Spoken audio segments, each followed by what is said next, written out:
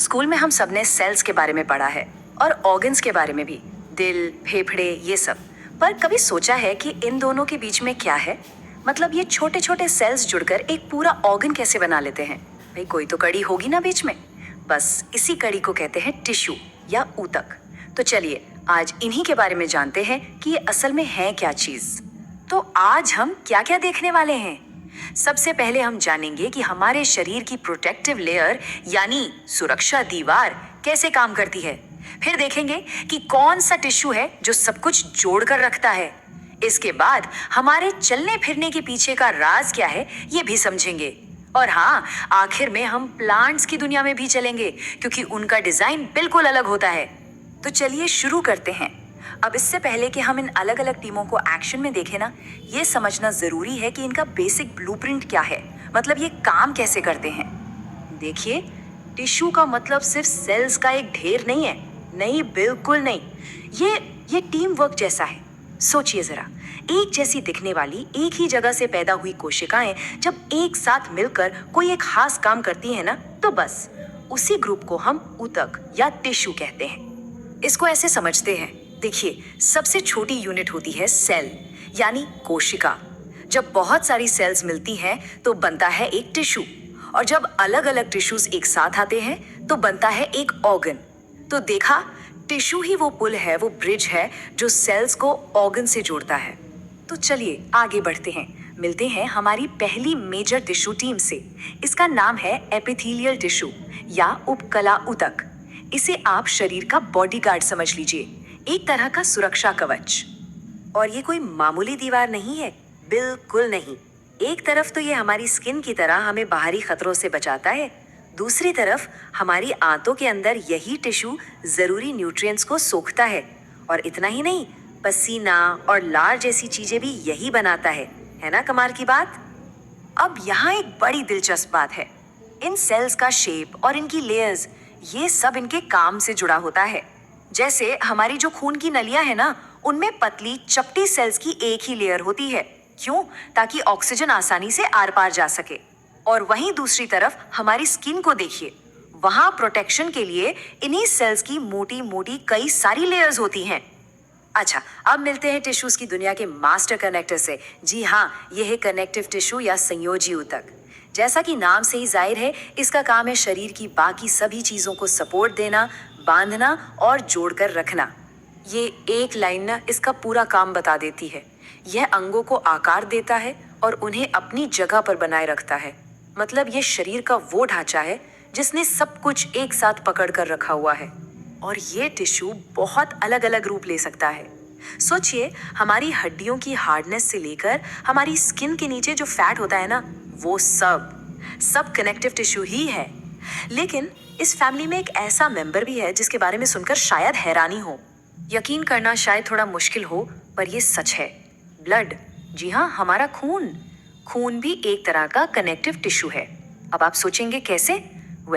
ऐसा इसलिए है क्योंकि इसके सेल्स भी प्लाज्मा नाम के एक लिक्विड मैट्रिक्स में तैरते रहते हैं। मतलब सोचिए ये ग्रुप कितना डाइवर्स है। अब बात करते हैं टेंडन्स की, जिन्हें कंडरा भी कहते हैं।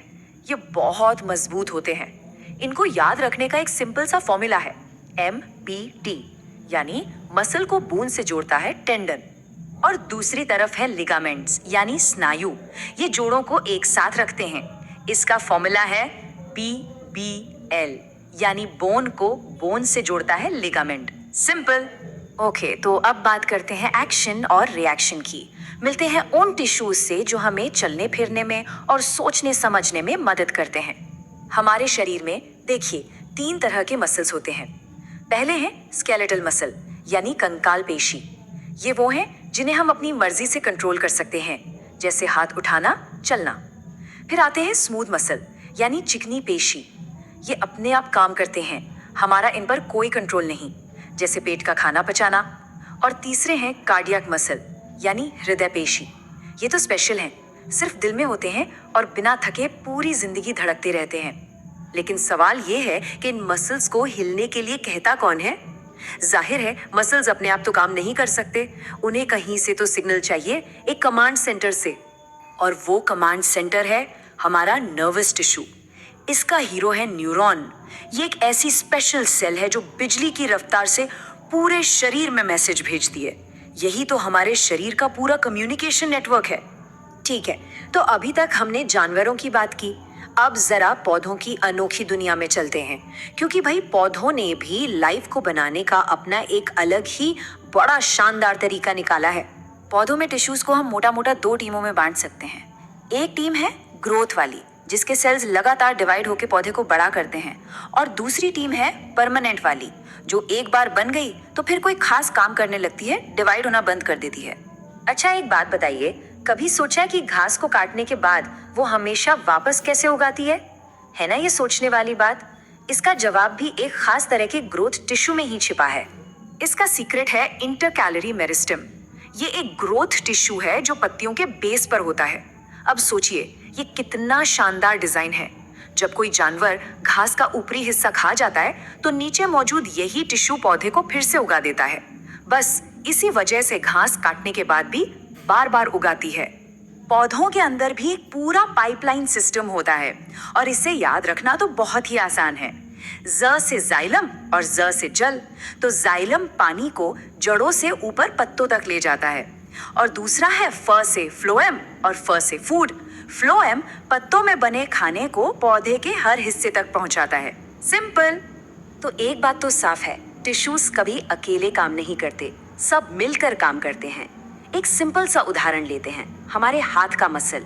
उसे हिलाने के लिए मसल टिश्यू है, उसे हड्डी से जोड़ने के लिए कनेक्टिव टिश्यू है, उसे दिमाग से सिग्नल देने के लिए नर्वस टिश्यू है, और उसके अंदर जो खून की नलियां हैं उनकी लाइनिंग एपिथेलियल टिश्यू से बनी है।